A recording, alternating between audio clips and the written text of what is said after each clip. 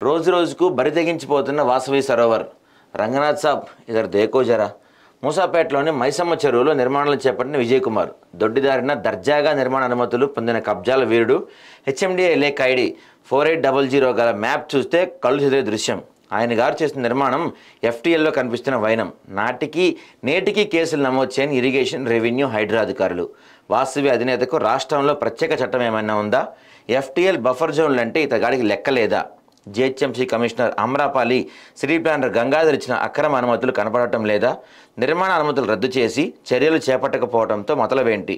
ముక్త కంఠంతో ప్రశ్నిస్తున్న సామాజికవేత్తలు. బడాబాబులకు ఒక రూలు, సామాన్యులకు ఒక రూలా?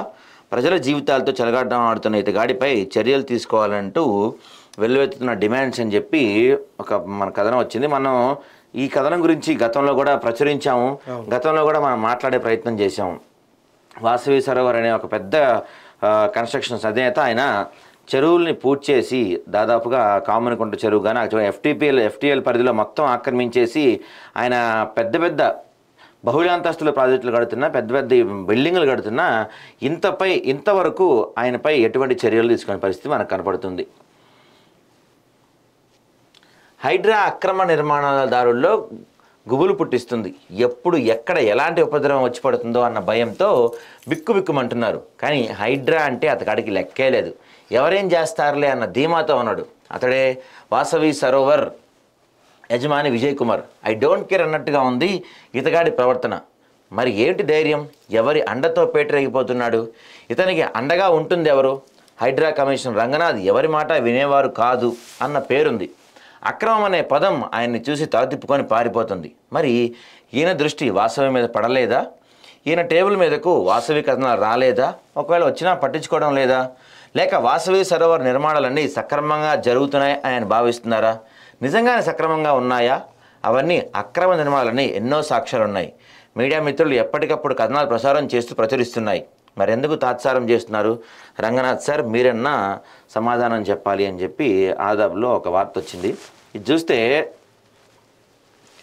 ఇక్కడ కామనకుంట చెరువు ఉంది. ఈ చెరువు ఇక్కడ నుంచి ప్రవహిస్తుంది. మైసమ్మ గండి చెరువుకు ప్రవహించే ఇదంతా కూడా కట్టేసి ఇక్కడ వాసవి సరోవర్ నిర్మాణం చేస్తున్నారు. ఇదంతా కూడా కన్స్ట్రక్షన్స్ ఆల్రెడీ. దీన్ని కూడా పూర్తి చేసి కట్టే ప్రయత్నం చేస్తున్నారు. మేము మీకు హెచ్ఎండిఏ లేక్ ఐడి 4800 ఉన్న A15 కోఆర్డినేషన్ పాయింట్ నెంబర్ మీకు అవి కూడా ఇచ్చే ప్రయత్నం చేస్తున్నాము.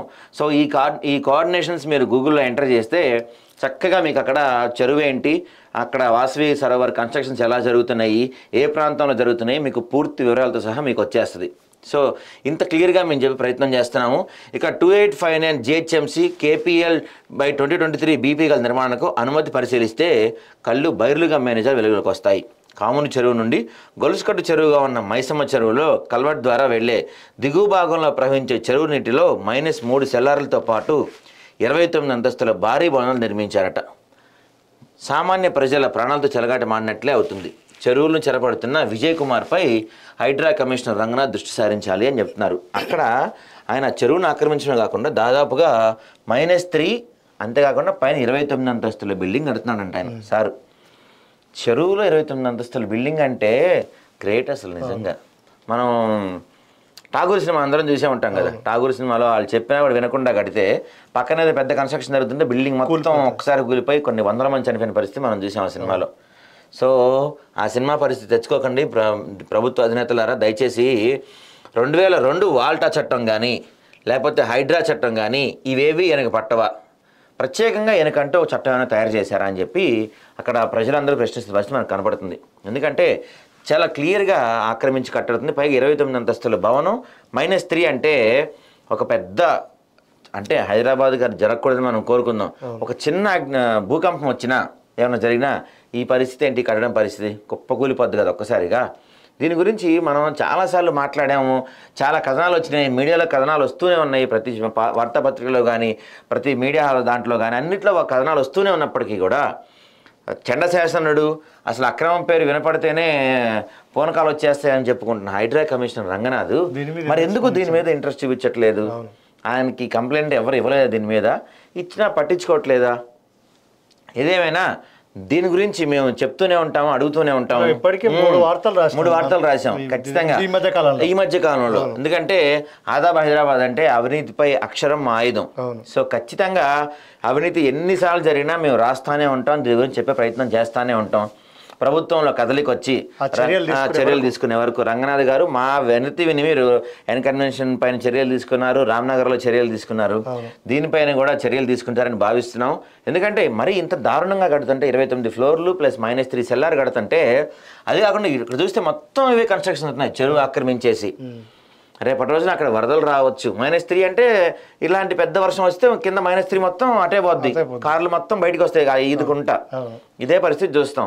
సో దీనిపైన మీరు పూర్తి స్థాయిలో చర్యలు తీసుకొని ఖచ్చితంగా దీనికి ఒక సొల్యూషన్ తీసుకొస్తే బాగుంటుందని ఫుల్ పవర్స్ ఇచ్చింది.